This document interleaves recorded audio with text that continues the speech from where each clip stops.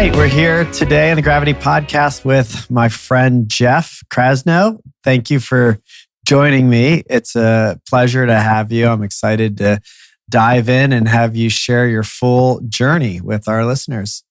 Yeah, thanks, Brett. I've really been looking forward to this. I always enjoy speaking with you. We've had many, I think, really gratifying conversations, but never one with a red button. So excited to have one of those too. Yeah, exactly. Well, one of the fun things about this for me is that although, I have had many conversations with our guests before the red button, but oftentimes we don't really get a chance to share our full life journey with each other. Maybe we kind of pick up based on where we are right now or a project we're working on or something we have in common today. So I'm always intrigued, and our format really has been to share with the listener the full journey. So maybe you can kind of wind all the way back and tell me a little bit about your earliest memories of childhood, your family dynamics, etc. Yeah, I'd be happy to. Appreciate the opportunity. Yeah, so I'm 50, which would put my birth date in 1970. I was a forceps baby born on Thanksgiving Day, obviously before cell phones and internet. So my parents' absence at the Thanksgiving dinner was conspicuous. But I showed up, and this was really from day one, the beginning of an extremely peripatetic youth. My father was a Fulbright professor, and he was finishing at Stanford when I was. He was getting his PhD at Stanford when I was born. So I was born in Chicago. Kind of my whole family's been from Chicago, but we quickly moved to Palo Alto, and then really began a journey living around the world. We lived in the Lake District of Northern England. We moved to Spain, to a wonderful, picturesque town called Santiago de Compostela, and then moved to Brazil. And I spent, the years of 4, 5, and 6 in Rio, moving around to multifarious, strange locations. I lived in one notable place called Jacarepaguá, which means alligator water, if I dust off my Portuguese. And that was an apt name given where we lived, which was an immersion into nature at a very, very young age. Poisonous snakes and vampire bats, and I actually do have some of my earliest memories from living in Jacarepaguá. So there was a main house that was separated from the bedrooms, and the nighttime sort of sprint from the main house to my bedroom was like running the gauntlet to avoid all of the predators that were lurking, both imaginary and real, in the crevices of caves and in the tall grass and whatnot. But then we moved more into Rio proper.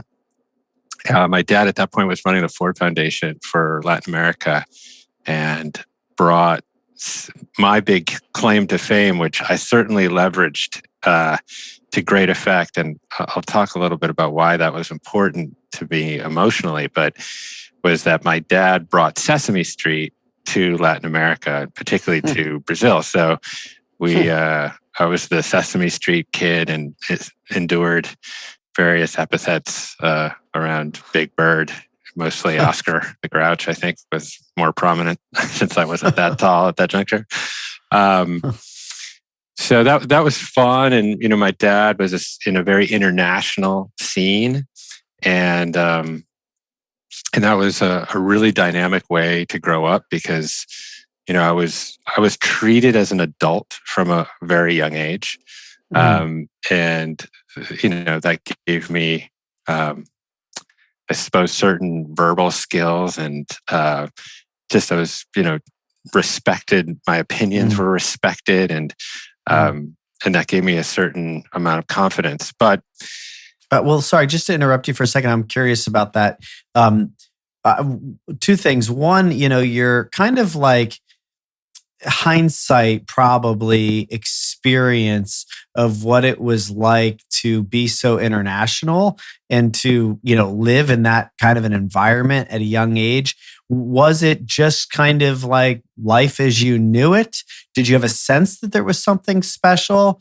Then I want to, talk about the, treat it as an adult thing too. But first, I'm just curious, like, what was that like for you as a kid? yeah, it's a astute observation, because clearly I've had to unpack the emotional tumult and positive and negative ramifications of the way I grew up. I've had to do that as an adult. But as a kid, you're absolutely right. I was not aware that there were other ways to grow up. I didn't have a lot of friends.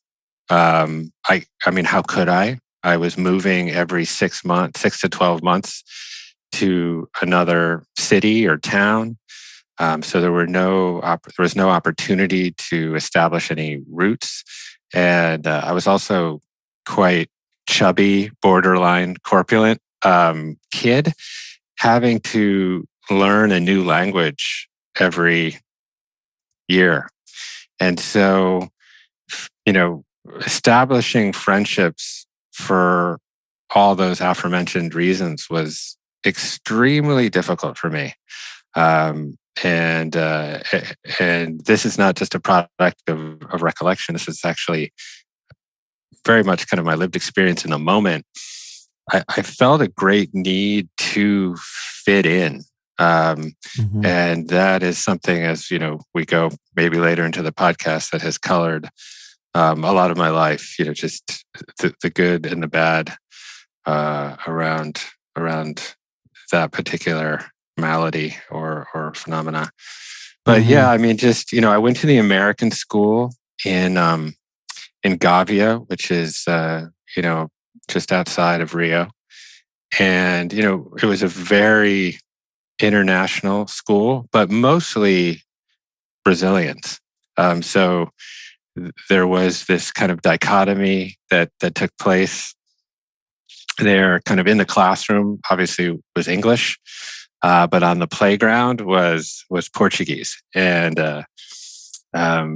particularly like Carioca, which was the sort of slangy Rio-based kind of Portuguese that, if one was not fluent in that, one was certainly castigated or simply just was unaware of most of the things that were going on and the conversations that were being had. So I became quite fluent in Carioca and have quite vivid memories about my playground experiences at the American school. I have, a couple stories that I've told, which I'm happy to retell, that were particularly emblematic or symbolic and somewhat scarring. But I'm happy, if that fits your format, I'm happy to detour into a couple of specific stories. Yeah, sure. Give us a good one.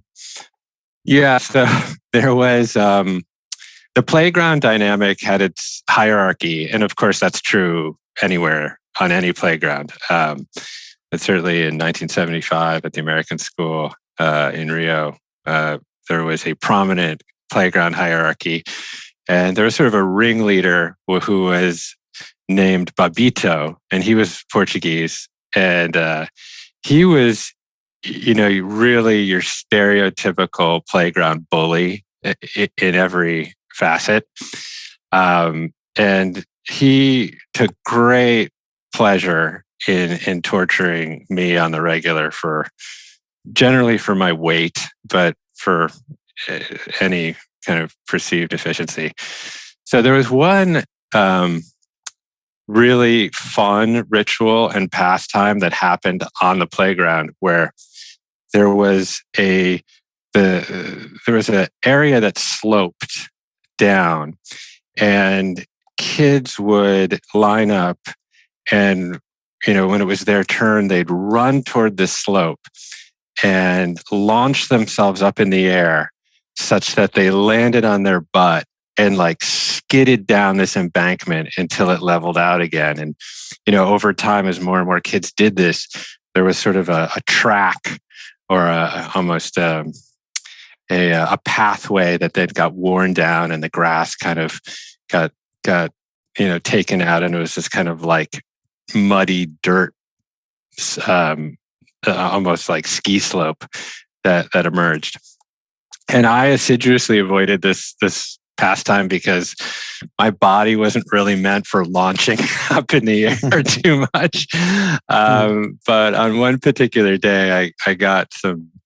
I had an extra dose of gumption, and I queued up, and kind of sturdied myself, and so I approached the slope, and I did my thing. I got going as quickly as I could, and I launched myself up. And sure enough, there I landed on my butt, and it certainly wasn't going to receive, three tens from the gallery. But I made it down the hill, and to a couple of cries of "Americano, Americano," like whatever, like people couldn't believe I'd done it.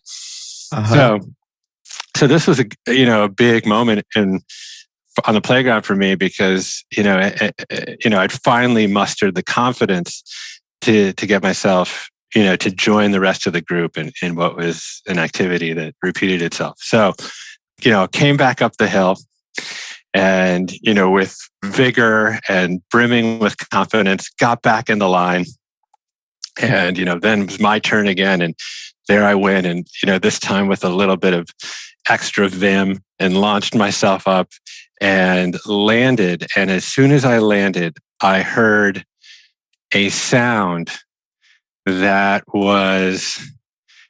essentially eclipsed all other perceivable phenomena, which was the unmistakable sound of ripping jeans.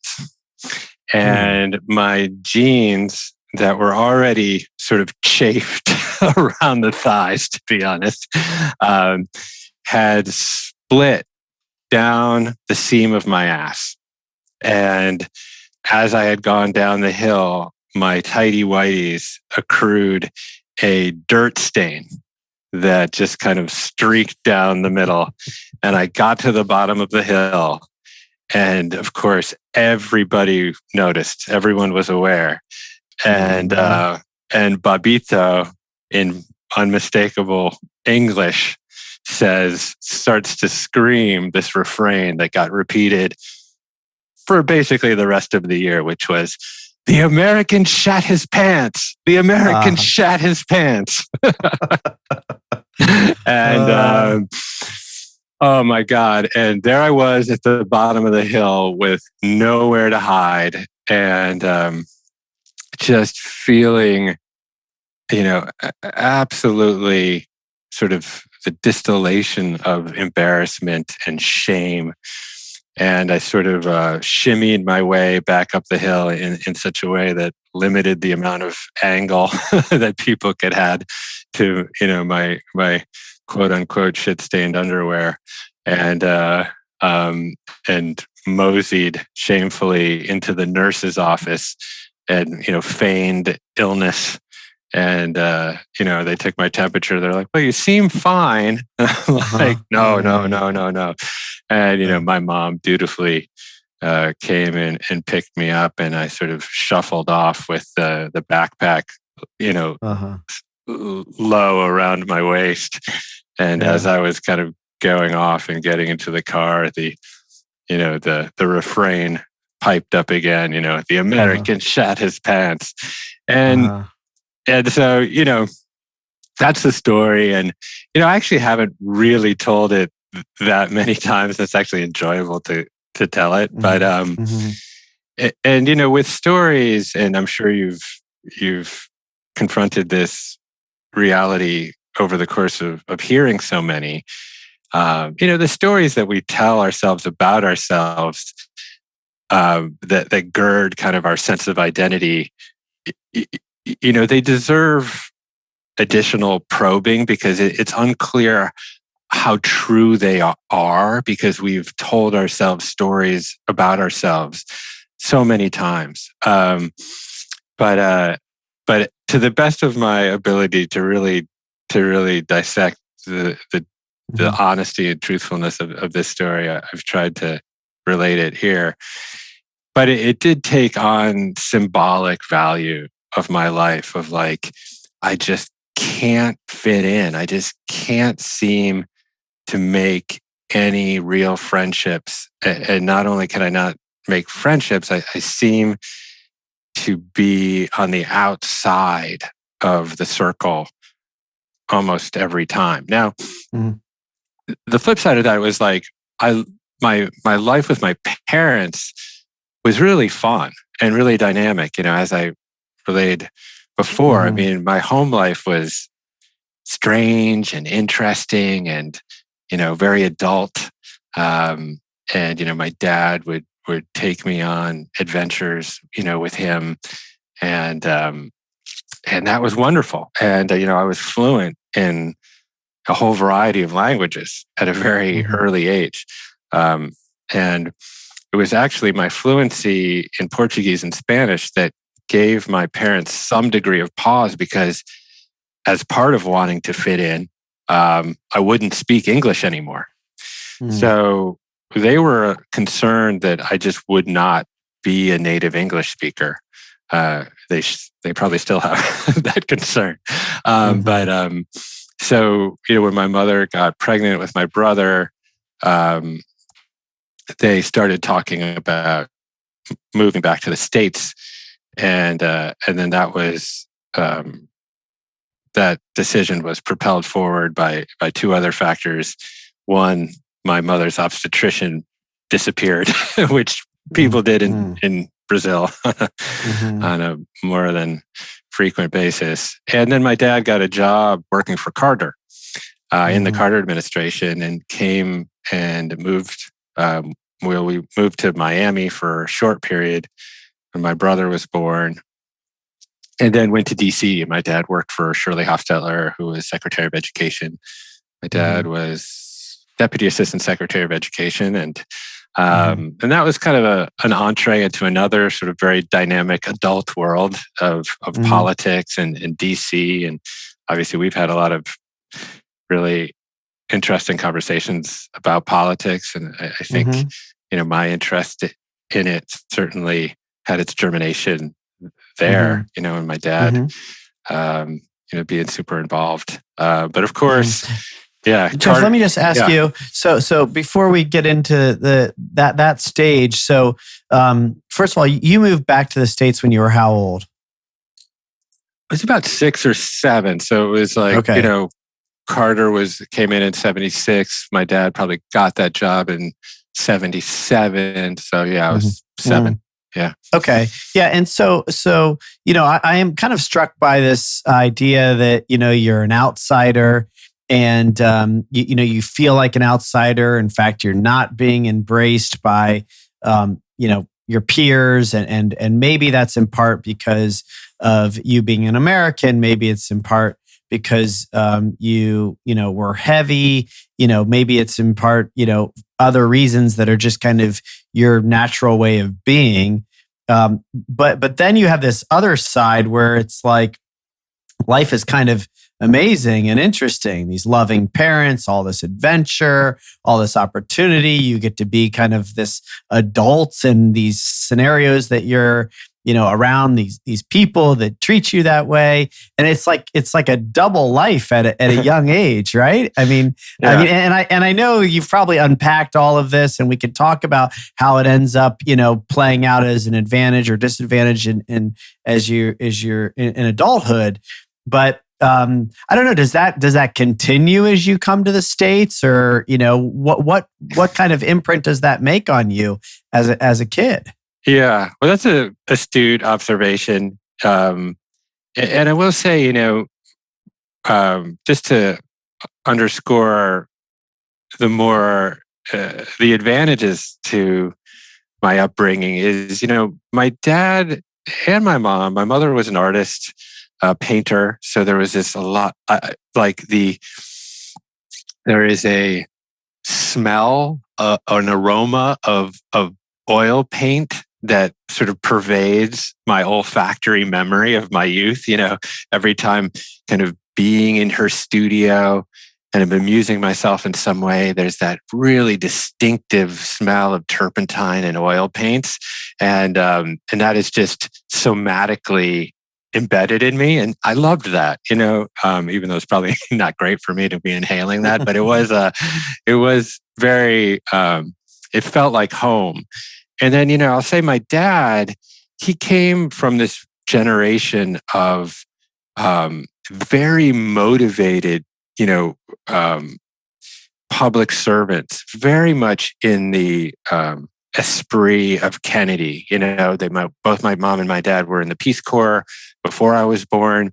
And so his whole community were like these young people that just really they were internationalists, they were into politics, they were really just on the front lines of trying to make the world better. There was that era of I think Kennedy disciples, of which my dad was one. So like the folks that I got to sit around the dinner table with were just amazing. They were doing the most amazing things that there were to do. So anyways, to then, move forward, this dichotomy that you astutely have observed in my life of almost kind of two parallel lives, it did continue for a number of years when we moved, after moving back to the States, because we were still moving around a lot. And I think that was a big part of it, was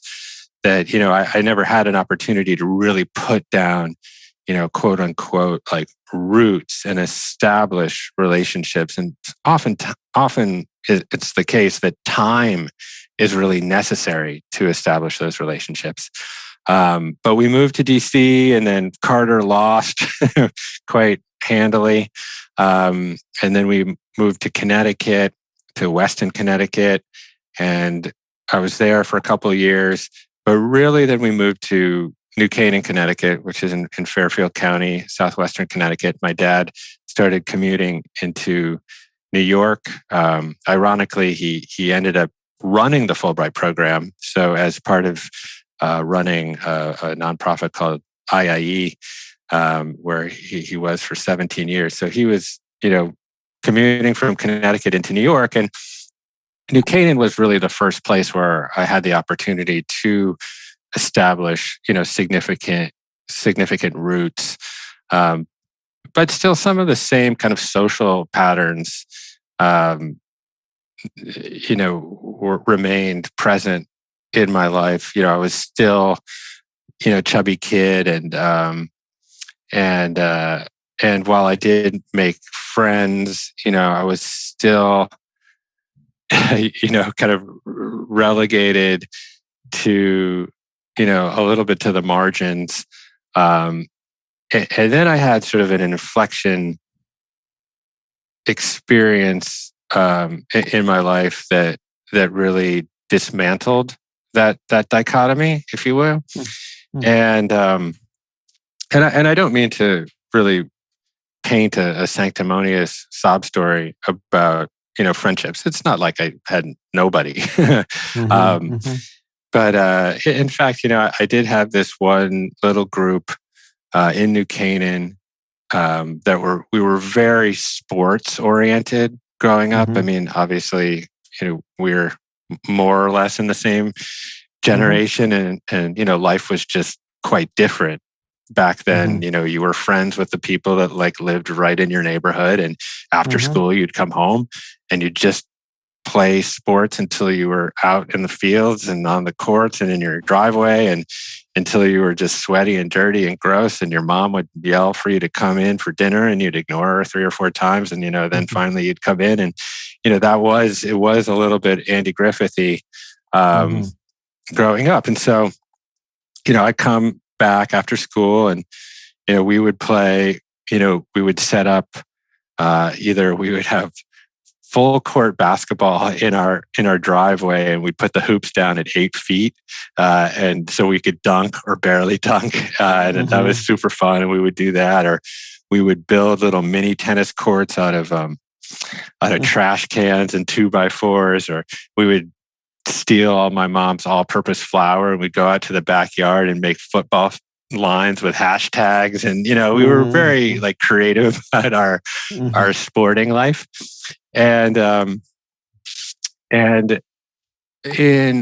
8th grade, I started to develop a bump on my knee, and it seemed sort of innocuous enough, but it was very topical. But it was prevalent, and it was growing. And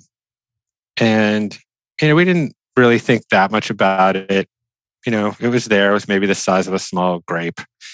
And then playing basketball one day, and I remember the particular awkward spin move that I was attempting. I tripped and I fell on that knee, and this kind of bump, which is really the best way I could describe it, sort of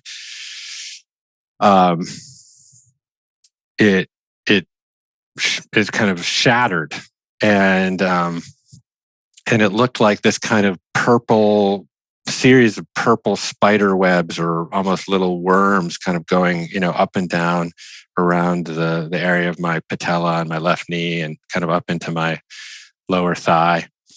And I woke up the next morning, and this tumor had sort of recongealed and reformed, and it was significantly larger. So at this juncture, it was definitely worthy of attention. So we went to Norwalk Hospital and had it biopsied, and just surgery and medicine in the early 80s. It's just a different beast than it is now. I'm sure you could do this with a laser at this juncture, but this was an old-fashioned scalpel situation, and sutures and stuff, so it was uncomfortable. And I went home, and a couple of days later, the doctor or the surgeon called, and the biopsy had been examined, and it was malignant. So this started sort of a domino effect of different processes, and I ended up getting checked into Sloan Kettering Cancer Center as a 13-year-old, and I went to see the surgeon, who was, I would categorize him as the meanest man I'd ever met. I had come in, my leg was still, I had my favorite sweatpants on. I remember these sweatpants. They were these black sweatpants. They don't really need any more description, except they were my favorite. And so I wore them in. They were comfortable. And I waited forever. He had office hours on Wednesdays, and you would walk into the most doldrum, nondescript, cottage cheese, fluorescent lit waiting room. And you'd sit there with people who had prosthetics and terminal issues. And it was just bleak. It was not where a 13-year-old wanted to spend his spring break. And finally, he got in to see me. I walked into his office, and the decor of his office had limb prosthetics attached to the wall behind him along the entire wall. Like, this guy had no bedside manner. This was like he was all business. So I got up at his little examining table, and I hadn't even had the sutures out yet. So it's like the incision was still fresh and quite sore. And I got up on the table, and I remember the thing that bummed me out the most is that he took out an X-Acto knife, And instead of rolling up my sweatpants, he cut my favorite pair of sweatpants all the way down. Oh, man. How could you do that? One of my few joys that I had at that juncture. And, he started poking at the incision, and, he took out a Sharpie and he started drawing on my leg. He's like, okay, we're going to go in here. We're going to go in here. Da, da, da, da. Anyways, so he's like, okay, I'll do the surgery, like book it out and I'll do it. Mm-hmm. So, but he had a, significant reputation. So we went with old Dr. Markov, and I just tried to get the first room available at Sloan Kettering. And, for those who aren't familiar with Sloan Kettering, it's basically the preeminent cancer hospital, maybe in the world, really. Mm-hmm. And the only bed that they had for me at that juncture was in pediatrics. So, or in the pediatric ward.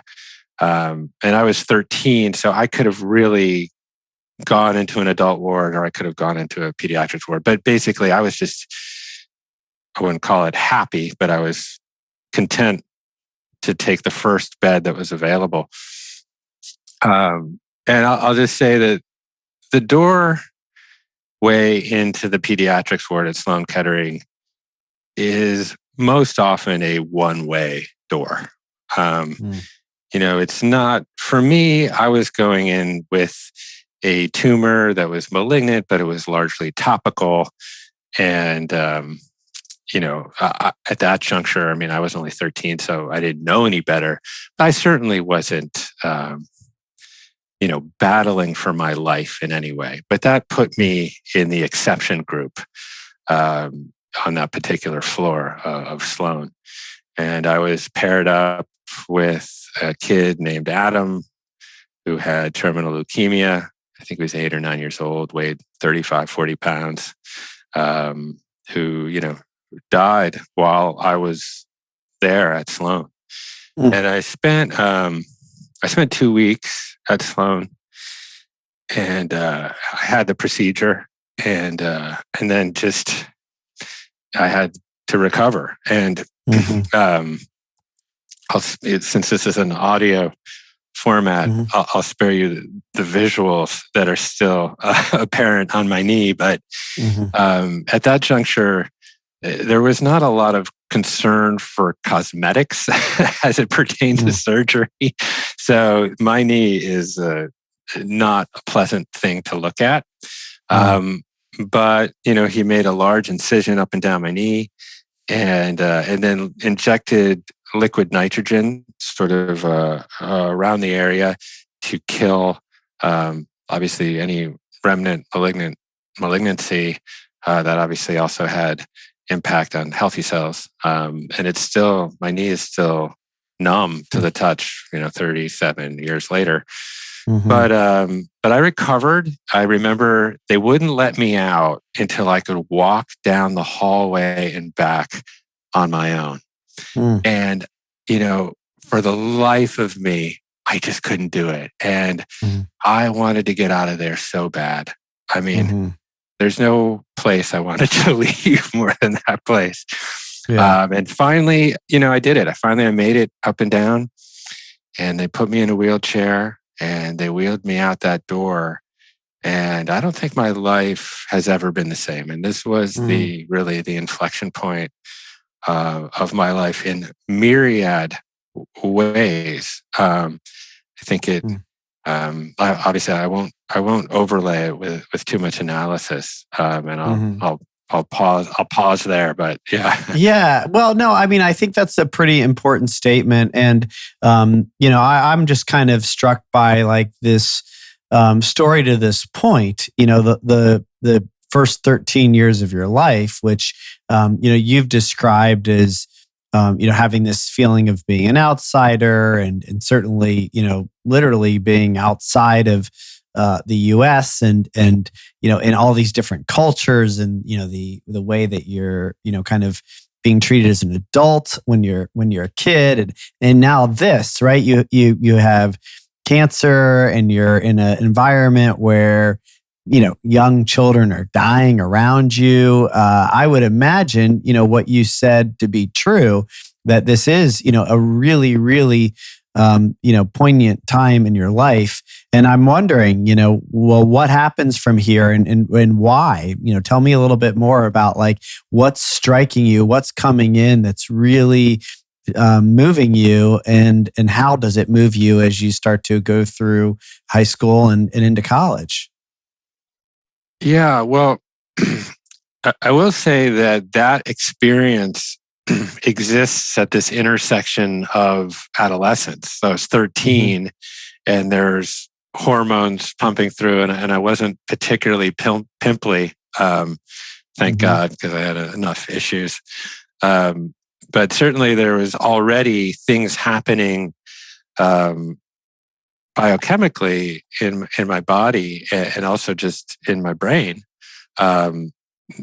that would just under normal circumstances be sort of this period of growing up and but then kind of with this on top of it, I think it really almost hyperbolized this evolution. So I got back from that experience and I was pretty immobilized for the course of that summer. And got many new pairs of sweatpants, and spent most of the summer watching television. To be honest, couldn't really do that much. But over the course of the summer, I lost a ton of weight, and obviously I was growing because my body was entering sort of early adolescence, and this next chapter was sort of punctuated by a number of things. And of that fall, it was actually Christmas Day. My parents announced, not with great precision or purpose, that they were getting divorced. So, there was this new dynamic, appearing, and my mom was leaving, and I had a brother who was, I was 13, so he was 7 or 8, and I mean, there's a little bit of a sort of color to this, which is, my parents were fighting over this period, and it was almost a strange masochistic delight that my brother and I took in listening to them fight. Almost like we would gather outside their room or on the stairs as a sort of invisible peanut gallery, and we would kind of rib each other and be like, "Oh man, that was a good one," or whatever. Just kind of strange, but I think probably just probably how you knew how to deal with it at the time. Yeah. I think you're right. Anyway, so this is how we discovered that our parents were splitting up. So we kind of overheard it, and I was very protective of my brother at that juncture, and just for a million reasons. And I think kind of the dynamics are too complicated for the length of this particular show. But, I felt a great fealty to my father. And he also just felt that it was his life's mission to keep his kids. And a lot of that is a reflection of the fact that his dad kind of split on him. And so I think he made a promise to himself that he would never do that. So my mom moved out, and my dad, and we stayed with my dad. And that was a very rare phenomenon. I mean, it still is, but I think at that juncture, almost unheard of, that the father stays in the house and keeps the kids. But my mother, in retrospect, was just doing the best she could given the situation. that presented itself. And she really, really fought this. And to be honest, I think the divorce proceedings were like, it was sort of the time of Kramer versus Kramer. I'm not sure that dates me quite a bit, but that pretty much describes the experience that my parents had. It was super legaled up. And by the time the judge actually issued a decision, I think I was 21. So wow. I was an adult, basically out of college at that juncture. So, it went on and on and on for a really long time. And at that time, my parents really felt that I should not be there for a number of reasons. Part of it was they really didn't feel like the education that I was getting in public school was really sufficient or was really going to kind of stimulate any intellectual growth for me. And I also think that they wanted to shield me from a lot of the kind of pernicious, goings on of the divorce. So they sent me to boarding school. So I went to boarding school. I think I was 13 or 14, I guess. Yeah, right, 14. And because I was a little young for my grade, so I entered as a sophomore at Hotchkiss, which is a boarding school up in northwestern Connecticut, right where kind of Connecticut meets New York State and the Berkshire section of Massachusetts. And I really didn't want to go.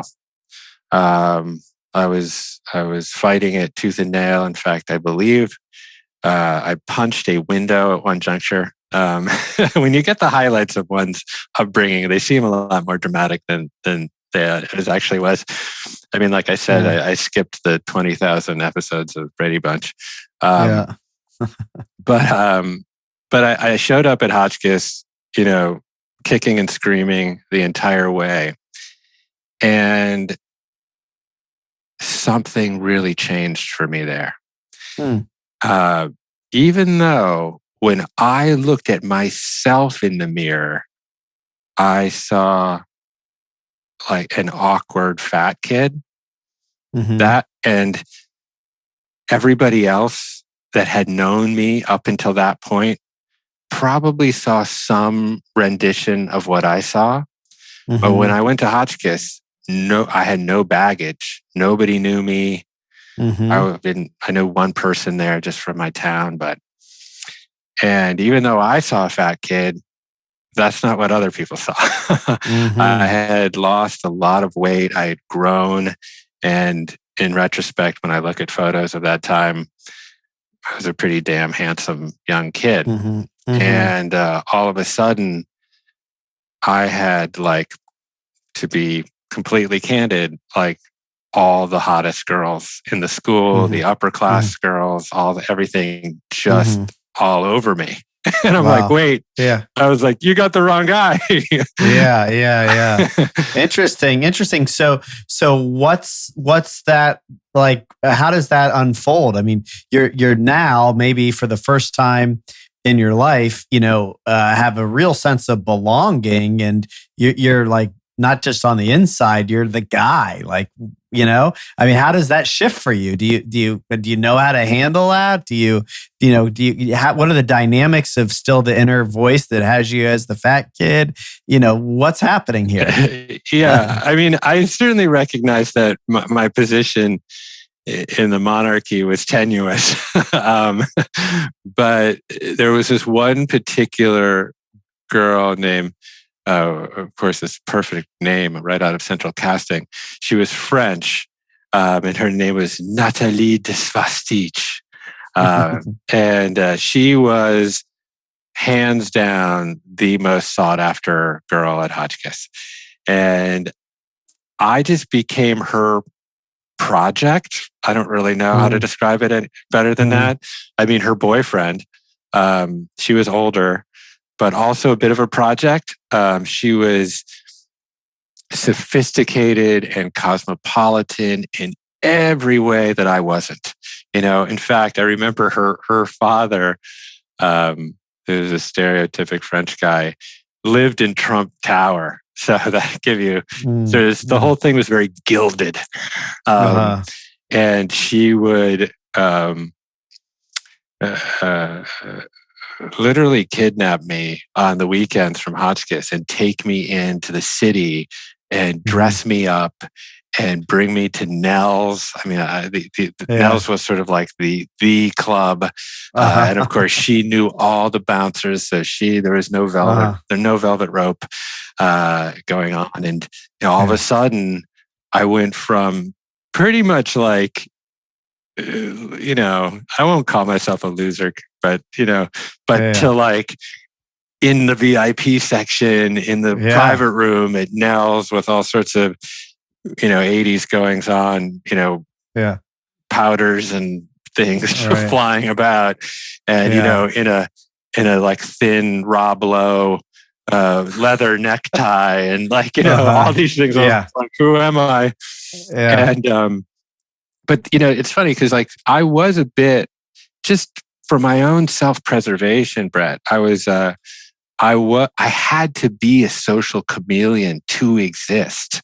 And I had to speak different languages. I had to have different interests. I had to slip my way in. I had to change my colors in order to kind of fit in.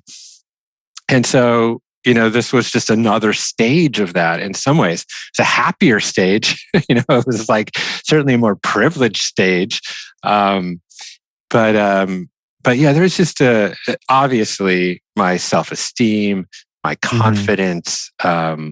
It grew by leaps and bounds. I was a different person in terms of, really my sense for being liked, for better or worse, to be honest.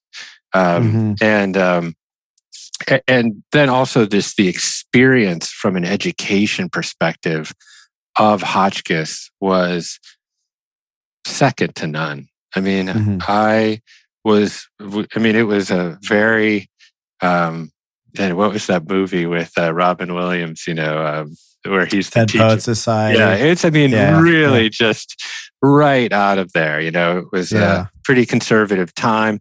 It was coat and tie every day, chapel twice a week, classes on Saturdays, heavy emphasis on sports and extracurriculars. And I'd become a pretty strong tennis player at that juncture. So I was on the team, I was on the basketball team. And, I was just, really in this period thriving in many, many ways. And I'm curious, Jeff, kind of jumping ahead a little bit, maybe in the interest of time. It is a very interesting story to hear, in that like you've kind of gone from one extreme to another, and you've had the kind of experiences of both, really profoundly. So what I'm curious about is, how does this start to shape you as you start to come into young adulthood and really start to think about career and, kind of, maybe not all the way into what you're doing today, but kind of maybe that next stage, college into early adulthood into, career. How do you see these very different experiences really starting to shape how you start to live your life? Yeah. Well, I would say that the next big inflection point for me was I went to Columbia freshman year. I became infatuated in a very mystical and spiritual experience. And that is actually unique for me because I tend to be somewhat of an empiricist. But I became absolutely head over heels in love with a young woman, Skylar, who now I've been with for 34 years. And there was definitely a chivalrous period there for quite a while. But, I think I had, there was a crossroads as it pertained to relationships for me where I could really lean in and say like, okay, I'm going to live a life of commitment, or I'm really going to lean out. And I've been hurt, and my mother left, and I don't have trust. But I leaned in, and but I leaned in a way that was very needy. For everything that I just described, I mean, obviously, a lot of my self-worth and a lot of my identity was defined through the eyes of others, to be honest. And that turned me into like a social chameleon, a bit of a people pleaser, someone that was, like I said, I was trying to fit in, someone that didn't understand the delineation between fitting in and belonging. And Skylar, my wife, was just the opposite. She was confident in every way. She didn't need approval from anyone. She was really unique in that she had very little ego. She was not going to be defined by what she did or what other people thought of her, or her socioeconomic status, or et cetera. And she didn't heal me, but she gave me the support and the infrastructure to really help me heal myself. And that was not something that was rapid. It was something that took years. But fortunately, I've had 3+ decades to try to do it. Yeah. Women maybe do that to us. I've been with my wife for 25 years, and I think there's like a sense of maturity maybe that women bring into the field that kind of often start to awaken us. And I'm curious, kind of if you could speak to what that healing path looks like for you. How did you go about it? I mean, what was it that really starts to get you into like a new state, maybe a more conscious state? Yeah, well, at first it certainly wasn't purposeful. As I got into college and Skylar and I, really solidified, we really grew just an incredible network of relationships and friends.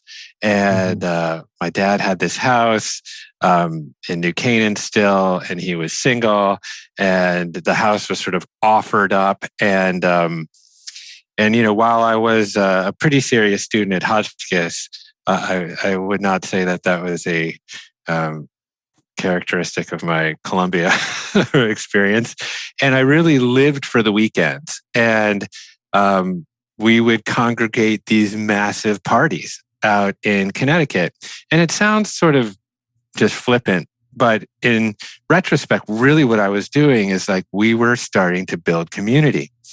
And it wasn't always just getting drunk, although certainly that was some of it, but it was a little more interesting. It was people would come out and read their poetry, and I was a musician and my friends were musicians, so we'd play music, and it had some real depth, some sharing, qualities to it.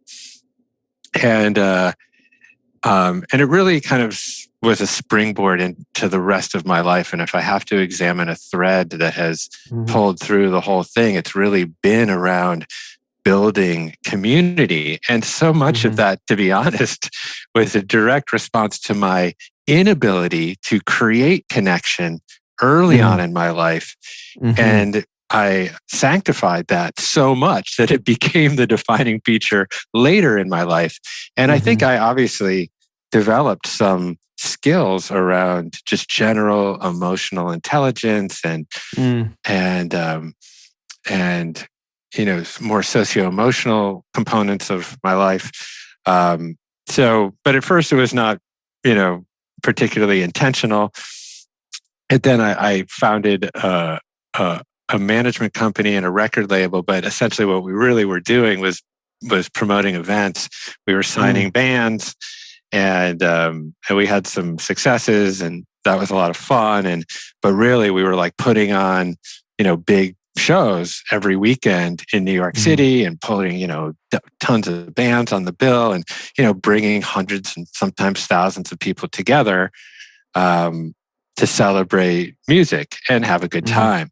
I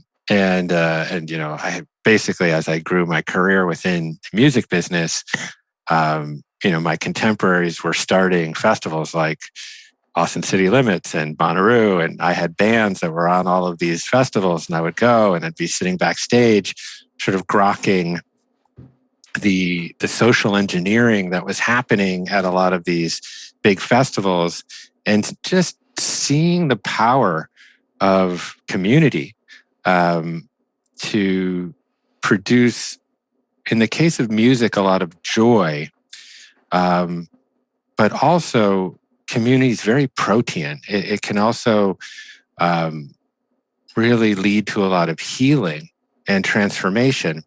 And the biggest, most prominent example of that in my life was in 2001. So my office was in the little radius, right 2 blocks north of the World Trade Center. And September 11th happened. And, in the collective grief, in the aftermath of 9/11, living in New York was a really interesting time.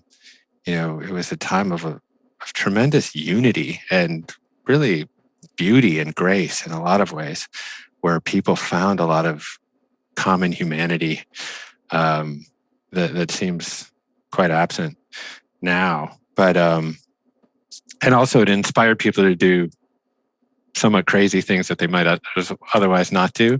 And one of those people was my wife, and she built a yoga studio at Ground Zero right in the aftermath of 2001 or 9/11 in my building. And that opened, I think, in the early months of 2002. And it was this was not like an Equinox or anything. This was the most rickety, humble little yoga studio you could possibly imagine. And it was, before there was a yoga studio on every block.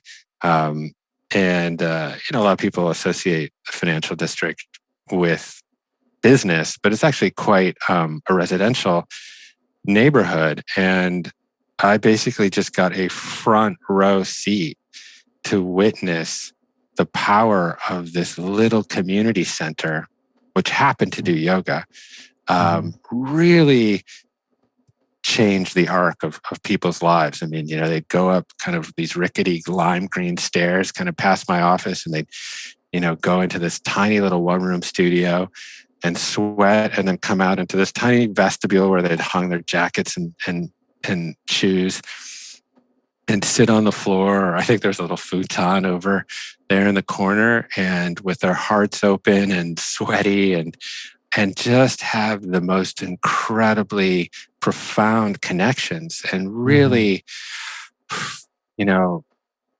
rediscover their creative spark and really heal. And, that just completely changed the arc of both my professional and personal life. I was like, community, particularly in the context of healing modalities, is so powerful. And I think you and I, really connect on this. This is, a big part of why I do this show and what we're doing with Gravity. And what I'm very intrigued with, this keeps coming up more and more so. I mean, even a whole bunch this week on various podcast episodes and kind of group conversation, thought leaders. There's a growing understanding, awareness of how kind of the people on the outside, can really make a difference in a pretty massive way that really ends up becoming the inside, quote unquote, if you want to be that or not. It's like, the fact that you were this outsider, the fact that you kind of got to understand what that was like, I think really ends up becoming this embodied experience. And depending on like how woo-woo you want to get with it, maybe it's a part of a divine architecture that's just such perfection, that we're not awake to for, most of our life. That's my worldview. And, and then when you do wake up to it, the challenge is trying to recognize that that's what's happening, right? While it's happening. Yeah. But to me, it sounds like you had to have that embodied experience, or at least you did have that embodied experience that allows you to then really, really understand the value of creating a community that is healing and that does allow outsiders in. And, it's like maybe, in kind of more practical terms, you can't, run a restaurant unless you bust the tables, right? Like you don't know how to build community unless you've not been a part of one and you know what people on the outside are looking for. I don't know. Is that true for you? I mean, how much of that kind of like experience of your life has really fueled your work? And we haven't really even touched on, what that yoga studio becomes and now what you're doing, which I want to try to get to, here in the next, few minutes. Yeah, well, I would subscribe to your worldview there. I don't think you necessarily have to suffer to gain wisdom, but certainly, moments of tumult can, certainly lead to be these inflection points and be some of, really, your greatest teacher in a lot of ways. And certainly I think in my case, my inability to belong underwrote my desire to help create communities of belonging. And, that, as you alluded to, led to the founding of a business that I grew for 10 years called Wanderlust, which was really the largest yoga retreat in the world. If you could imagine, we were putting, 3,000 to 5,000 people on, in resorts over the courses of 3 or 4 days to have immersive, transformational experiences. Clearly, there was a demand for this kind of community gathering, as we built, I think, at its height, 68 of those events in 20 countries. And then, exited that business and subsequently started a business called Commune, which obviously speaks directly to the importance that I place, on community. And, it's a learning platform where we create courses with leading teachers and authors and thought leaders. And we create a kind of community learning experience online around these teachings. And my wife and I bought a retreat center, which was Neil Young's old funky ranch up in Topanga. And we built a, community atmosphere up there and host a lot of spiritual and wellness events. And I built a production facility up there where we shoot all of this content and we curate these masterminds and put interesting people together and see kind of what ideas spit out the other side. So certainly, that thread has been pulled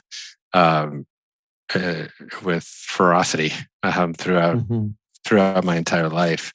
I would say that this is also just as one begins to have their own spiritual awakening, if one is fortunate enough to have one. All of these truths that take us maybe half of our life or our whole life become almost immediately present. We live in a hyper-individuated society. I mean, individualism right now seems to be sanctified above everything. And it's also, the course of human life, the moment that we exit the complete and utter connection of the womb, we start on this inexorable march towards defining ourselves as an individual, as separate from others. But when we engage in meditation, and I'm a regular meditator on my best days, this illusion of self becomes apparent, and we do get glimpses into the realization of non-self. This could probably be a podcast that would take us hundreds of hours to dissect. But this is what Jesus and Muhammad and Buddha and everyone else was prattling on about. There seems to be a consilience behind every religion, which is that we are just modifications of a greater self, and that we get glimpses into this sense of utter connection and interdependence. On our best days when we're meditating, and we go beyond just the witnessing of transitory phenomena arising moment to moment, and actually lose sense of being the witness and just become the world, and realize that we are just the space in which all of this phenomenon is existing. You, me, thoughts, sensations, feelings. This is what we are. We are just pure consciousness. That is the only thing that is impermanent. And of course, this is this takes so long, Brett, to unpack. That journey is 50 years long. But I think that many of these lessons that we learn the hard way, through this process of individuation, through failing and getting back up and failing again, hopefully leads us to these places of greater wisdom or greater insight. And that's certainly been the path that I've been fortunate enough to forge. Yeah, it's listening to this story, your story, it also kind of reminds me of another worldview that I hold, which is starting to become even more and more clear for me, which I don't know if it's true for you or not, but I'm just seeing kind of how our experience in life can continue to serve us, and how we can create from that place, right? Especially as you become more aware and conscious to what you're describing as this conscious energy, right? So if you kind of like take the woo woo out for a second, for those that might not want to go all the way there, and you just look at like the practical matter, right? We talked a little bit about the outsider coming in, and it's the desire to create community because you long for one at one point, but then there's like, you're the club kid now, like, right? The boarding school, run around behind the velvet rope, right? And so what does that lead to? That leads to entertainment, to, productions, to, events, to festivals, right? I mean, that's just like, that's where you were. That's what you were kind of like immersed in, and you would apply it, right? And then, you get exposed to yoga, right? And to community there. And so then you take the event, festival, club aspect and put it to yoga, which is what the kind of secret sauce of Wanderlust is these weren't just yoga retreats. These were like a different kind of vibe for that space.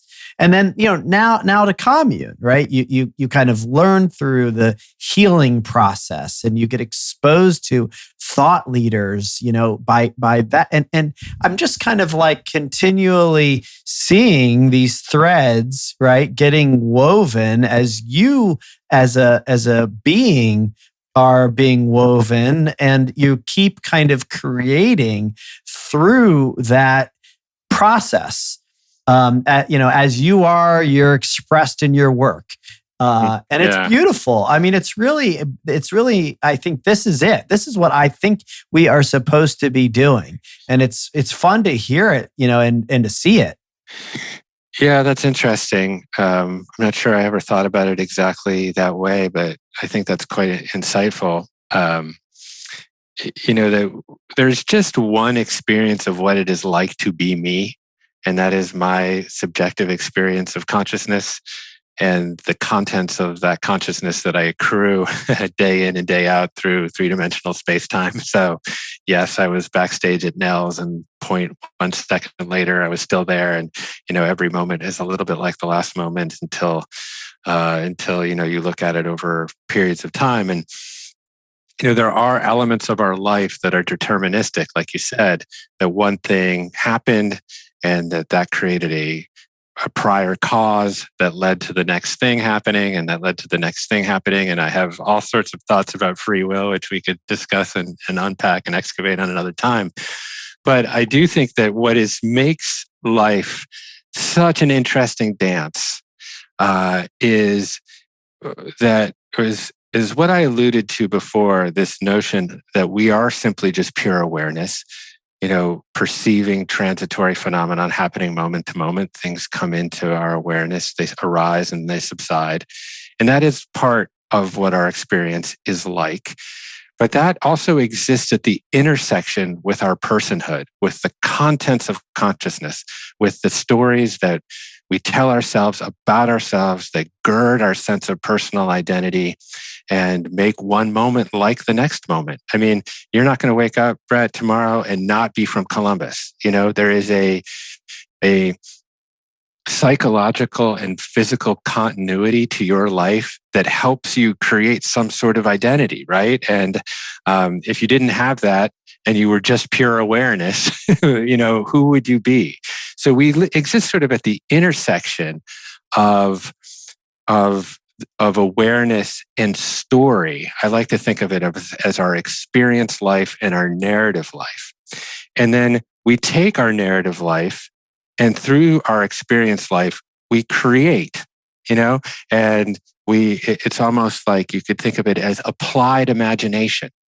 And in my life, yes, indeed, a lot of these stories, a lot of these contents of consciousness have then been applied and manifested and instantiated into the things that I've done, commune, but they all come back to, the core, as you begin to remove the koshas, what they say, or the sheaths in yoga, and really try to identify, like, who am I, at my core essence, who am I? I am just a refraction of consciousness looking to connect with you and with other people. And that just gets reflected in all these sorts of different ways. Like, oh, I have a retreat center. Oh, I have a retreat. Oh, I have a festival. And I'm so blessed that in my life, I've been able to pursue an existence where what I do is a reflection of who I am. And that is perhaps the luckiest existence anyone could have, right? Obviously, I've put in a lot of hard work. I've put in a lot of dedication.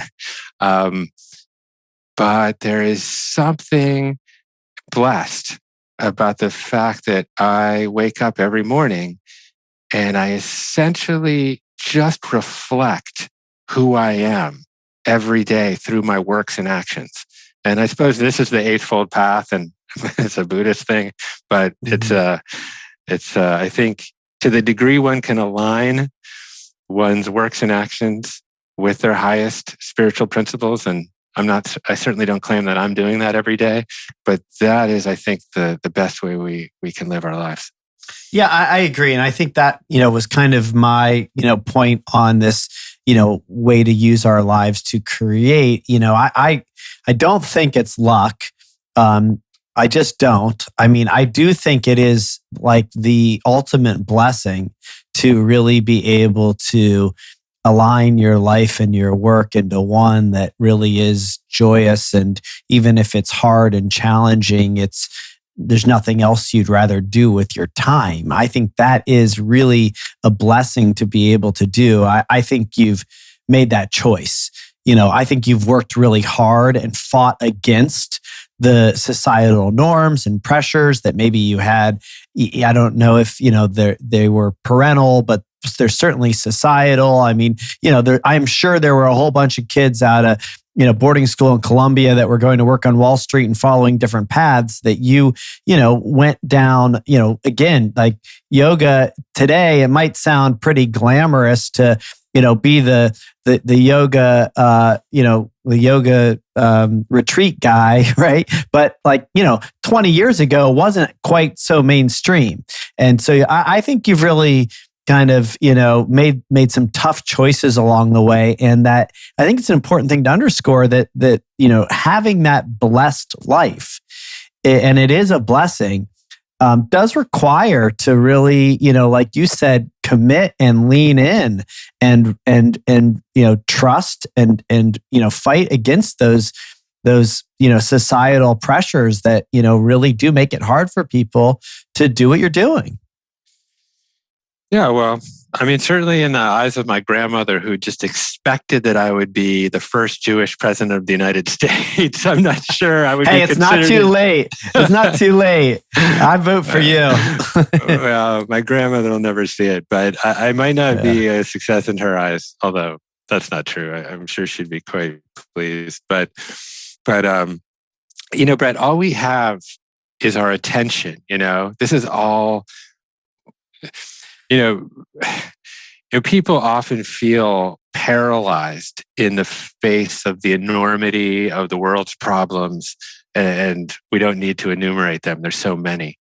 But one thing that we have absolutely utter control of, and what everyone in the world is vying for, is our attention. And our attention is aimable. As part of consciousness, we can aim our attention. We can shine a flashlight on what we choose to. And when you start to unpack the nature of genetics and environment and prior causes and randomness, there's not a lot of room for free will, to be honest. And we have that seems to contradict the intuition as part of that exists as part of our lived experience. But really, when you begin to examine the nature of how things happen, there's not a lot of freedom. We all need to breathe, and that requires photosynthesis and, plankton and all sorts of other things. So, but one thing we do seem to be able to control is where we put our attention, moment to moment. And if we can investigate the nature of the mind such that we can direct our attention in ways that are positive, then that seems to create its own domino effect of prior causes. And for example, the more I meditate, the more equanimous and content and connected I feel. The more I put my attention towards community and the importance of fostering community, the more community I will make, I will generate or foster. And I think this is really important because people can get, and I consider myself part of people, people can get quite distracted in life. Certainly plenty of reason to be distracted. But if there's any advice that I can share with anyone, it's that really acknowledge the fact that you can control your attention. And when you begin to train your attention in a particular way, you begin to almost immediately see really beneficial results. And those results can be, physiological, they can be professional, they can be relational. So that's what I'm learning. Good. It's a good thing to kind of land on, no question. And although I actually want to wrap up with one final question, which might be a little bit more lighthearted. Sure. In our last conversation, you had kind of very naturally woven in something that sounded like, when I was at Oprah's house, ... and then you ended the conversation by saying, I'm really sorry, I'm going to have to hop off here in a minute. I have a phone call with the Grateful Dead. And and they were not at all name dropping. This is just your life. I mean, including Charles Eisenstein and Deepak Chopra and Russell Brand and the kind of, who's who of outsiders that are now really leading in a truly, spiritual sense and, making an impact in the way that, I'm very energized. And, when I told my wife that I knew somebody that goes to Oprah's house, I alone got the benefit of that. So what I guess I'm getting at is, from the chubby Americano, with the crap stains, to, the guy who's in the SuperSoul 100 and really in the center of a pretty important group of people. I think they're important because I think they're standing for the things that are really important for humanity. Maybe just take a minute as we wrap up and kind of talk about, what it's like to be in the center of all that now. I mean, you are, with Commune, you are leading, or a part of a movement that, really is aimed at healing. And you've been doing that for a long time now, Wanderlust. And how do you feel about, kind of where you sit and the future? Yeah, well, it's certainly been one of the most gratifying parts of my life, and I get to rob people's wisdom and synthesize it and plagiarize it for my own benefit. Just through the conversations I'm fortunate enough to have with so many just people 10 times smarter than me, often with an expertise. And that just pushes me. I mean, I'm a podcast host also. And just by the token of trying to avoid embarrassment and own my own personal vanity, I read books like, I probably read 2 books a week. Right now, I'm reading this book, Sadhguru's new book, because I have to interview him. He's coming to my house on Sunday. So I have to, I have no choice. And, well, if you want me to step in for you, I'll read the book real fast. Yeah. I'm cheating a little bit on Audible. But, so there's, and there's a flywheel effect to a lot of these things. Certainly that, you're at Oprah's house, and for some reason, she did put me on this list that got me invited to a lot of interesting events, and I made a lot of relationships from those events. And Oprah is a great example of someone who sits in the middle of a lot of relationships, and she's a master at it. And, to be honest, I've taken some pages from that book of you put yourself in the middle of a lot of different relationships. And for me, I've never been protective about my relationships. I'm just a complete open book. If anyone listening, well, I'm not going to open that. I'm not going to give anyone Deepak Chopra's cell phone number. But, I'm not, I have no sense of proprietariness about my relationships. And that's really served me because, I love some of the most gratifying moments is introducing Russell and Deepak over text and watching, and then they don't exclude me from the text. So then I watch the thread build over 6 months, and I'm like, this is so cool. The exchange of ideas that's happening. Yeah. And then that opportunity that affords me to be a sponge and soak in the wisdom that at least I can understand and process, and then and then be able to synthesize that with what I heard from Marianne or what I heard from Paul Hawken or Dr. Mark Hyman or Byron Katie or Wim Hof or all of these other people that I've been able to befriend. And in a way, over time, through the combination of all of these influences, you begin to develop your own unique signature of how you see the world. And that's sort of where I am. I'm right in the middle of that process, to be honest. But yeah, at the end of the day, I love bringing people together, and this weekend, like I said, I'm hosting the first event that I've been able to host, obviously because of COVID. And it's an outdoor event and it's kind of spread out. It's not very big. It's 40 people, all kind of teachers and thought leaders, where I get to interview Sadhguru.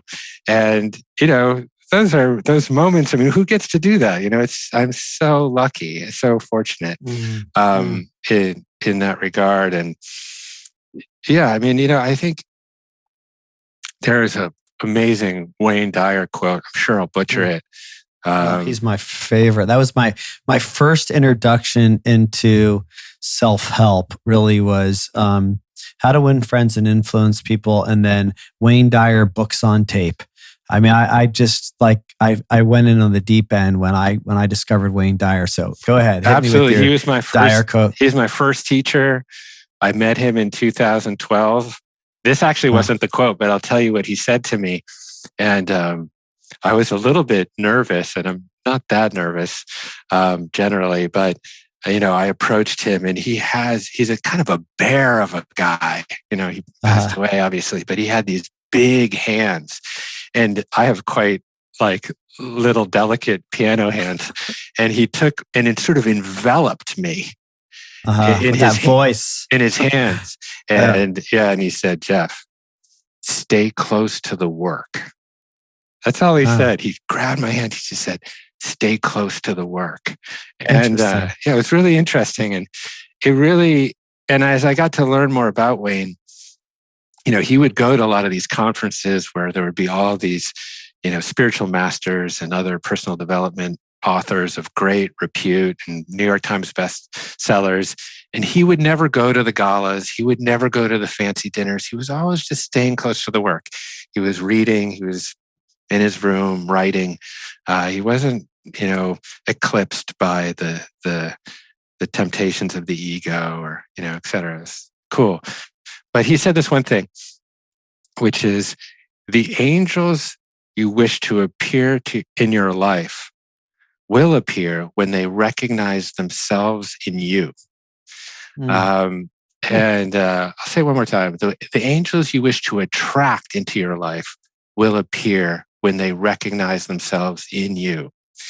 And in a way, those two quotes are connected, because the closer you stay to the work, really working on yourself, really doing the inner work, really staying committed, the angels, the people that you respect the most, will then respect you, and they will begin just to show up.